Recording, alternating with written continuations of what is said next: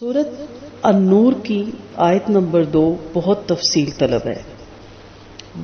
اس کی طوالت سے بچنے کے لیے ٹو دی پوائنٹ چند چیزیں آپ تک پہنچائی جا رہی ہیں. باقی اللہ نہ کرے جب یہ معاملہ پیش آئے تو سارے قانون اسلامی قانون محفوظ ہیں اور اس کے مطابق معاملہ کیا جا سکتا ہے. افسوس کا مقام ہے، کہنا پڑتا ہے کہ ہمارے ہاں شریعت ہی نہیں ہے، شریعت نافذ ہی نہیں، اس لیے زنا تواتت ہر طرح کے کام یہاں ہو جاتے ہیں اور کوئی کسی کو پکڑتا نہیں اور کوئی کسی کو کوڑے نہیں لگاتا تو کوئی کسی کو رنجم نہیں کرتا. اللہ سے دعا گو ہوں کہ اللہ تعالیٰ یہاں پہ شریعت کو نافذ فرمائے، آمین. آگے بڑھتے ہیں. یاد رکھیے گا حد قائم کرنے میں برکت ہے.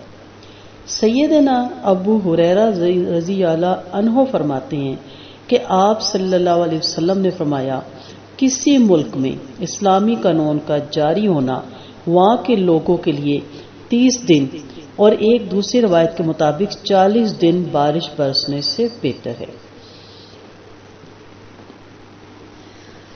اس حدیث کو جب آپ سامنے رکھیں، اس کی میں تفسیر میں نہیں جاتی، لیکن آپ دیکھیں کہ کتنی گہری بات ہے کہ جب حد نافذ ہوگی تو کتنے لوگ اس سے سبق سیکھیں گے اور کتنے لوگ اس برائی سے بچیں گے اور کتنی عزتیں محفوظ رہیں گی اور کتنا معاشرے میں سکون ہوگا. چند پوائنٹ دوبارہ نوٹ کر لیتے ہیں تاکہ ہمیں آگے چل کے مزید پڑھنے میں آسانی ہو. ایک چیز یاد رکھیے، قاضی کو یہ حق حاصل ہے کہ وہ مجرم کے اقرار کے بعد بھی صورتحال کی پوری تحقیق کرے. اگر اسے کسی قسم کا شبہ پڑ جائے تو مجرم کو چھوڑ سکتا ہے، کیونکہ مجرم کو سزا دینے میں غلطی کرنے سے اسے معاف کر دینے میں غلطی کرنا بہتر ہے. کیونکہ بعض دفعہ انسان ایک دوسرے کے لیے قربانی دیتا ہے اور اپنے ذمہ لے لیتا ہے وہ گناہ، جیسے کہ دور جہالت میں ہوتا تھا اور پھر قرآن میں آیتیں اتری کہ عبد کا بدلہ عبد ہی ہے اور غلام جو عورت ہے عورت کا بدلہ عورت ہی ہے.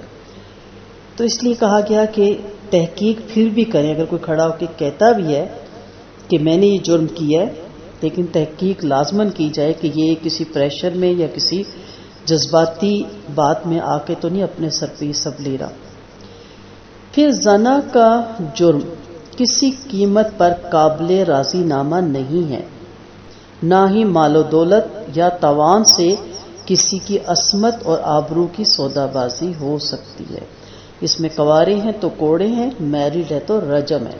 اور یہ صرف ہماری مذہب میں نہیں ہے، آگے آپ کو بتاؤں گی کہ باقی مذاہب میں بھی ان کی سزائیں کتنی سخت ہیں یا تھیں. آج ہمارے مذہب میں بھی تھی ہو گیا نا، دیتے تو ہے نہیں ہم. البتہ ایسے حدی جرائم جن کا مالی معاملات سے تعلق ہو، مقدمہ عدالت میں آنے سے پہلے قابل راضی نامے ہوتے ہیں. مثلا چور کو معاف کیا جا سکتا ہے اور اس سے مال لے کر بھی معافی دی جا سکتی ہے. پھر کوئی شرط بھی جو صاحب حق ہے تسلیم کر کے اس میں راضی نامہ کر سکتا ہے.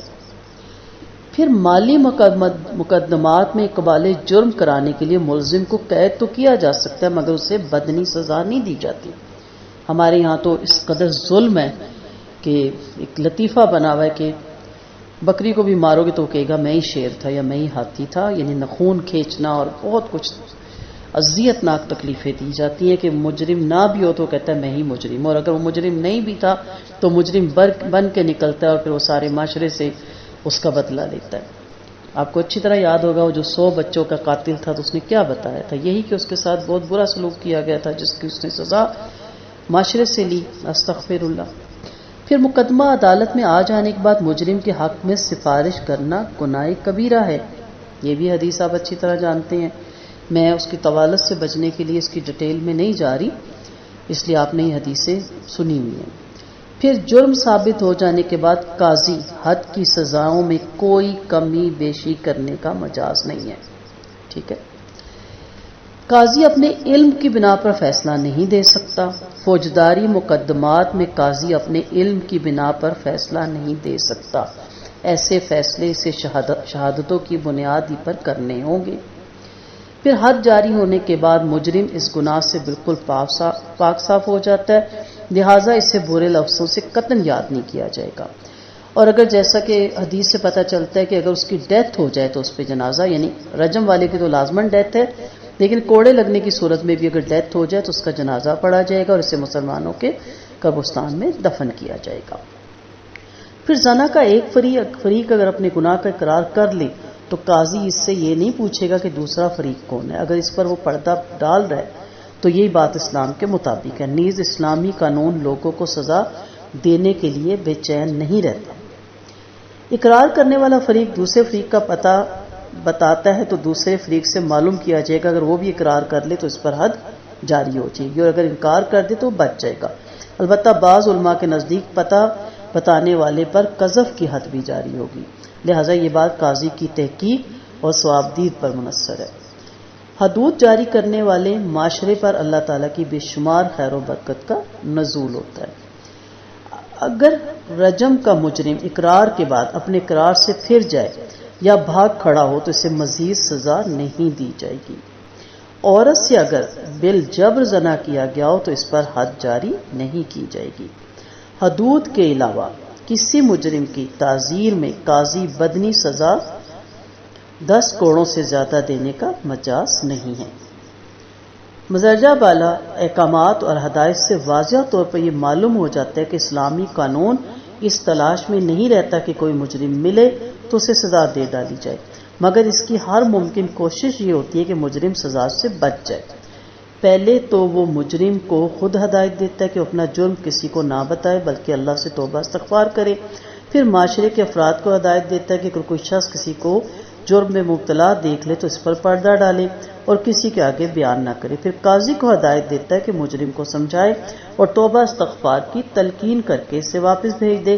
پھر اس قانون شہادت اتنا سخت ہے کہ شاید ہی کوئی جرم شہادتوں کی بنا پر پایا ثبوت کو پہنچتا ہو۔ قاضی کو یہ ہدایت دیتا ہے کہ شہادت یا مجرم کے اقرار میں کسی طرح کا شبہ پڑ جائے یا مجرم اپنے اقرار سے بدل جائے تو اسے چھوڑ دیا جائے، پھر وہ مجرم کی حالت دیکھتا ہے کہ آیا وہ سزا کے قابل بھی ہے یا نہیں۔ اسی طرح اثبات جرم کے بعد بسر عام بدنی سزا بھی دی جائے گی، ٹھیک ہے؟ اس کے بارے میں انشاءاللہ ہم اگلے اس میں پڑھیں گے۔ ابھی ہم سب یہ دیکھ رہے ہیں کہ اس میں ہمیں کس طرح کی چھوٹ ملتی ہے اور کس طرح کی ہمیں اس میں آسانیاں ملتی ہیں۔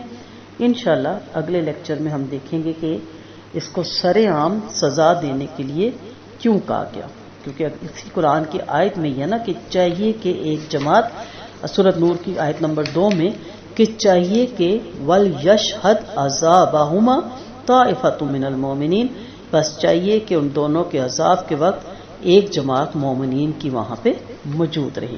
تو انشاءاللہ اگلے لیکچر پہ اس پہ بات کریں گے۔ وآخر دعوانا ان الحمد للہ رب العالمین، سبحانک اللہم و بحمدک، اشہد ان لا الہ الا انت، نستغفرک و نتوب الیک۔ السلام علیکم ورحمۃ اللہ وبرکاتہ۔